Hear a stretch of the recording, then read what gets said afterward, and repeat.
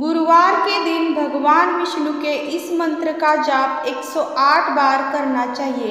इससे गुरु दोष से छुटकारा मिल जाता है और भगवान विष्णु की हमारे ऊपर कृपा बनाई रहती है। हर संकट का अंत होता है और सभी मनोकामना पूरी हो जाती है। भगवान विष्णु का क्लेश नाशक विष्णु मंत्र है। इससे हमारे घर में जो भी क्लेश है वो दूर हो जाते हैं। भगवान विष्णु का मंत्रों का जाप करने से जीवन में सुख समृद्धि आती है। भगवान विष्णु की पूजा के साथ साथ माँ लक्ष्मी और गणेश जी की भी पूजा की जाती है। इससे भगवान विष्णु हमारे ऊपर उनकी कृपा बरसाते हैं। हमारी जो सभी मनोकामना है वो पूरी हो जाती है।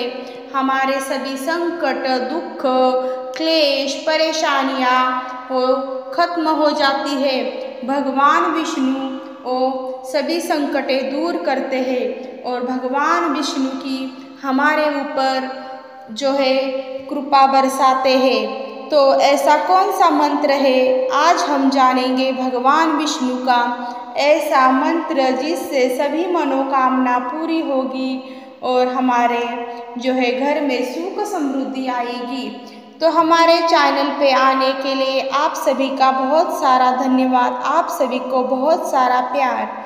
और हमारे चैनल पे ऐसे ही भक्ति में कथा और मंत्र सुनने के लिए हमारे चैनल को अवश्य सब्सक्राइब करिए और भगवान के लिए एक लाइक अवश्य कर दीजिए और कमेंट में जय श्री विष्णु देवाय नमः अवश्य लिखें, जिससे हमें प्रेरणा मिलती है अच्छे वीडियोस और आप तक संदेश पहुंचाने के लिए। आप सभी को भगवान विष्णु जी की कृपा अवश्य बनी रहे। आप सभी को सुख समृद्धि, धन संपदा प्राप्त हो, यही भगवान विष्णु जी के चरणों में प्रार्थना विनती है।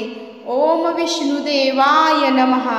तो चलिए ऐसा कौन सा मंत्र है देखते हैं।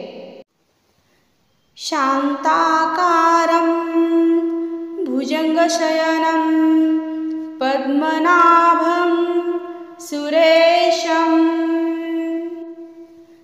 शांताकारं भुजंगशयनं पद्मनाभं सुरेशं।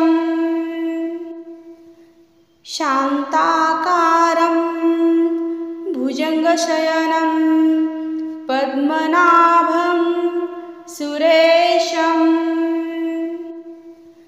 शांताकारं भुजंगशयनं पद्मनाभं सुरेशं।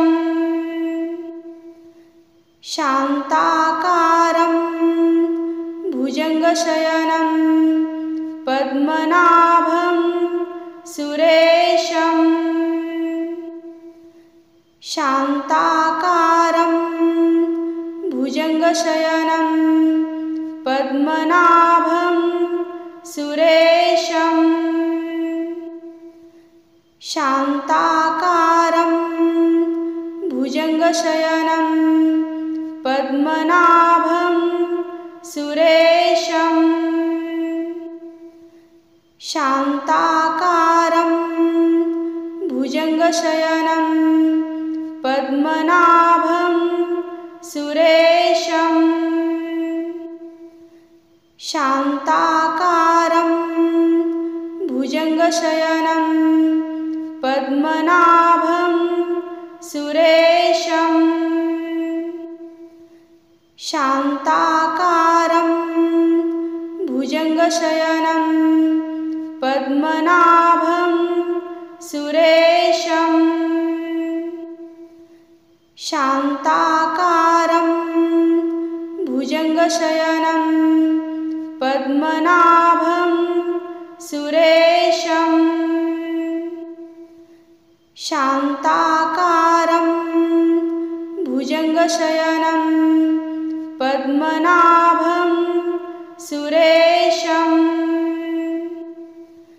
शांताकारं भुजंगशयनं पद्मनाभं